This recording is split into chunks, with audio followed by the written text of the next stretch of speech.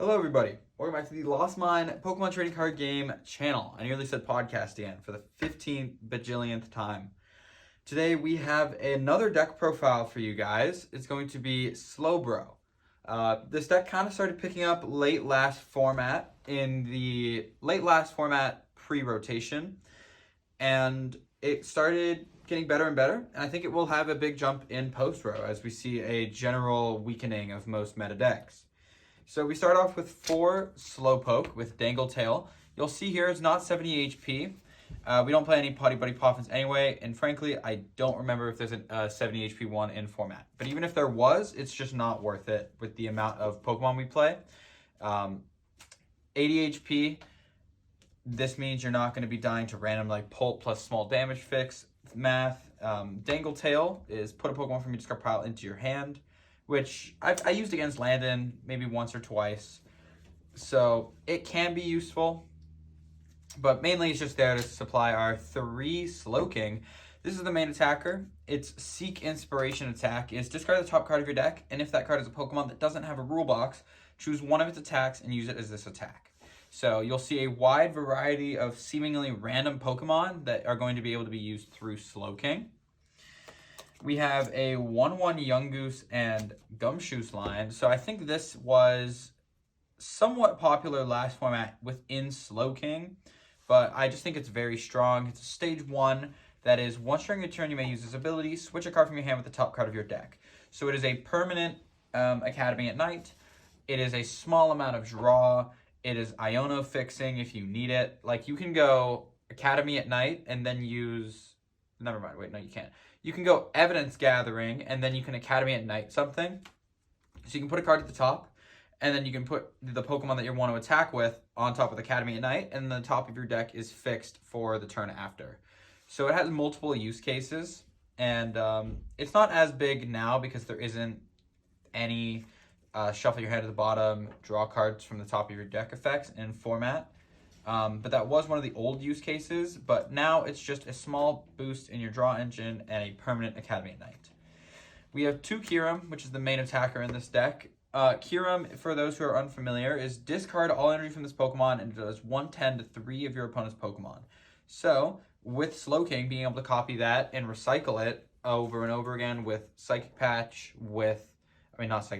Wondrous Patch and Boomerang Energy, your Kyurem can attack multiple turns in a row, and it can completely wipe certain decks off of the floor. So you have a good spread attacker. You have a Conkeldurr for 1 shot, which is 250. There's also one attack that does 80 damage and is now confused, but again, you're just copying this with Slowking. You have an Annihilate, which is first attack 130. This Pokemon's not confused. Second attack, both active Pokemon are knocked out. So this is very strong against Mega decks that you can't kill with the Conkeldurr swing for 250 because you're just trading so favorably into them with a 1/3 trade with the Annihilate that it's just worth it. We play 1 Haxorus, which is if your opponent's active Pokemon is an evolution Pokemon, its attack is 160, and its second attack is if your opponent's active Pokemon is a basic Pokemon, it is knocked out. So into the basic Mega decks, you'll be getting a lot of use from it, but it's also very good with Slowking, because Crosscut does 160 into a Dragapult, and then if you have a Clefairy in play, that Haxorus number is now being taken to 320 and is clean one-shotting a Dragapult. So it has multiple use cases. And then we play 1 Spectrier, which is 3 energy, discard all energy from this Pokemon, and place 12 damage counters on one of your opponent's Pokemon. So this is just so that we can use our Slowking to copy the attack, and then we can get around Shaman on the bench. Because a lot of decks will bench Shaman into Slowking because Kyurem will wipe their board otherwise. But Spectrier gets around that. Next up, we have a Tatsugiri, a Smoochum, and a Budu. So this baby Pokemon lineup is quite interesting, but I think they all have their own individual use cases. Tatsugiri is very good for hand disruption late game, which some decks will play, some decks won't. It's also good because this deck typically has a very small hand, and you want to be able to loop supporters turn after turn. We play 1 Smoochum, which is 0 energy, search your deck for 2 basic Psychic Energy cards, and attach them to one of your bench Pokemon. Then shuffle your deck. So you can use this attack, attach 2 to your Slowking, and then you can power up multiple Slowkings in one turn, which is quite strong. And then we play 1 Budu. So in the setup decks, you'll be able to go Itchy Pollen, and then your Kieran will be a lot more damaging because they haven't had time to use Rare Candy. And a lot of Pult decks right now are playing Rare Candy because the deck, especially Pult Dusk specifically, because they don't have comeback options. So they play very aggressively now with triple Rare Candy, quadruple Rare Candy. I've seen some lists play. Being able to shut that down with Budu and being able to shut down excess Buddy Poffins so that you can wipe their board fully with Kyurem is very, very powerful indeed. We play 1 Lily's Clefairy, which is just to turn Dragapult's weakness into Psychic, so we can one-shot it. You do also use Full Moon Rondo occasionally with the Wondrous Patch. We play 1 Meowth, which is when you play this Pokemon from your hand onto your bench, you can search your deck for a supporter, and you can only use 1 of these abilities in a turn. It's one, you can't use 1 ability. You can only use 1 ability that has a keyword within the ability name, but it's the only Pokemon that has that keyword.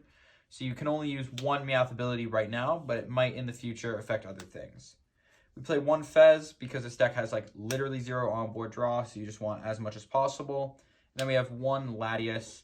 Latias seems out of place in this deck, but soon you will find out why Latias is actually quite synergistic with this deck. We play 4 Lilies, 2 Hildas, 2 Iris's Fighting Spirit, and a Dawn. So you kind of just want to play as many supporters as you physically can. It's kind of the same logic as Grimmsnarl, where last format you played a bunch of supporters because the deck was super bricky. But with this format, now it's a lot more consistent because you play Tatsugiri and Meowth. And Meowth overall just means that there doesn't need to be as many supporters in your deck as there used to be for non-draw engine decks. Overall, I think the 1 Dawn I was considering cutting. Like I was considering not playing this. It could have been, I think it was either a Hassel or it was another draw card that you can play instead of Dawn. I was even considering Brock Scouting, but I think Dawn is very strong because it can grab a Slowking, a stage 2 attacker, which we play 3 of right here in the Annihilate, Conkeldurr, and Haxorus, and it can also grab like a Fez. So it kind of fits all necessary, it fits all needed tasks within 1 turn off of a hand disruption. You can Dawn for your entire combo to kind of get back into the game immediately that turn. And I think that's quite strong. Iris's Fighting Spirit is literally only there because there is almost no other good draw in the format. You don't want to Carmine away your entire hand sometimes. Even drawing 4 off of a supporter is quite strong, so I think it is worth it. Being able to discard specifically 1 card is quite strong with this deck because you can discard a basic Psychic Energy and use Wondrous Patch. So it's pretty decent. It's a good draw card in this deck specifically.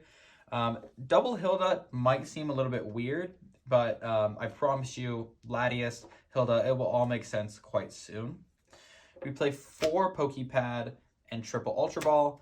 We don't play any other deck search, but ball search, but these kind of fit exactly what you need. You have the triple Ultra Ball to make your Meowths more accessible, your Fez more accessible, and Pokepad is just a 1 card fits all in this deck. You grab almost all of your Pokemon with Pokepad, so you don't need to play like Poffins and weird like counts of Pokemon just so you can maybe get max Poffin value.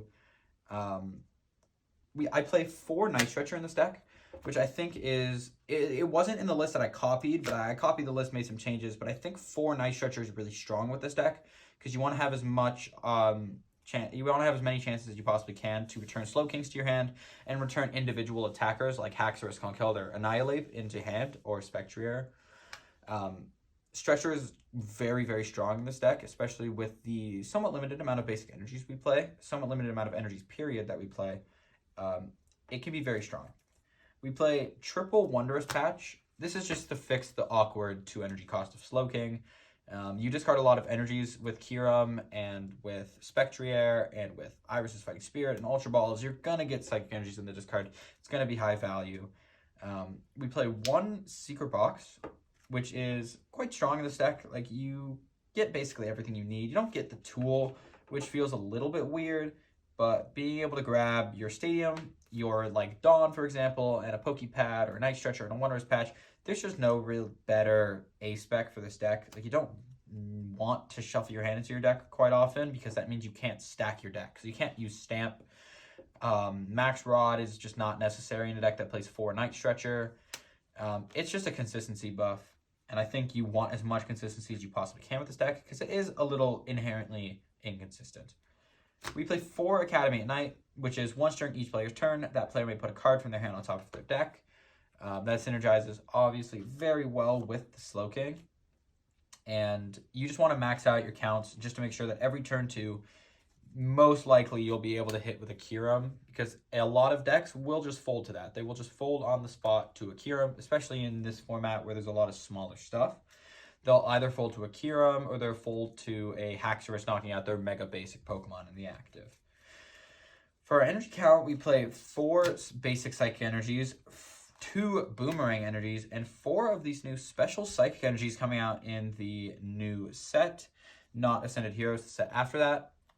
This card is when you attach it to a Psychic Pokemon, you can search your deck for up to 2 basic Psychic Pokemon and put them onto the bench.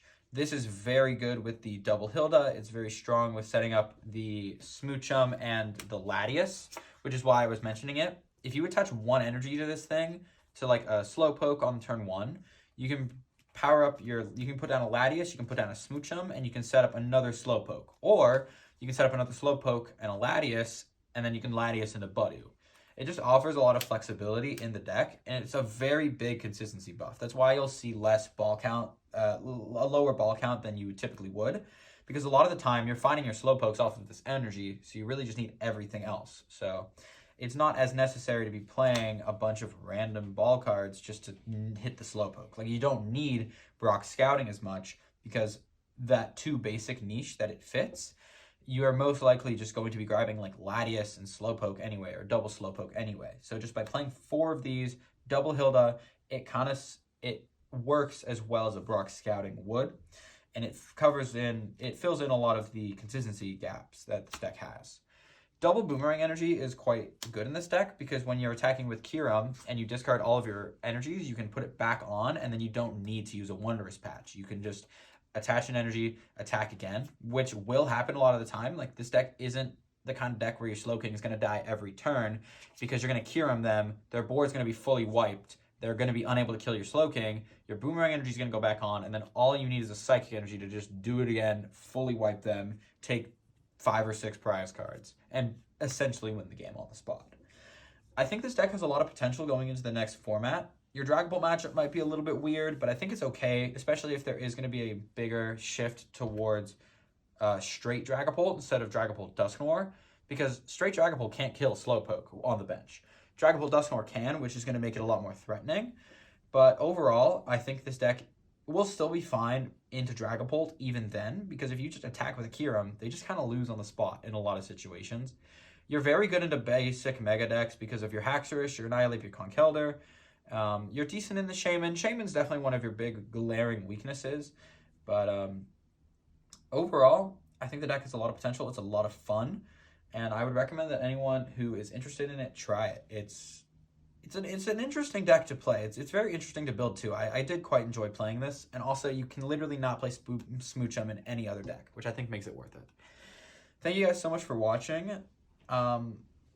Check out the channel later for more deck profiles and gameplay videos. We're trying to upload 1 a day, but I'm not gonna hard say that is going to happen, because like I had a night a couple nights ago where I was like, wow, I really just don't want to edit.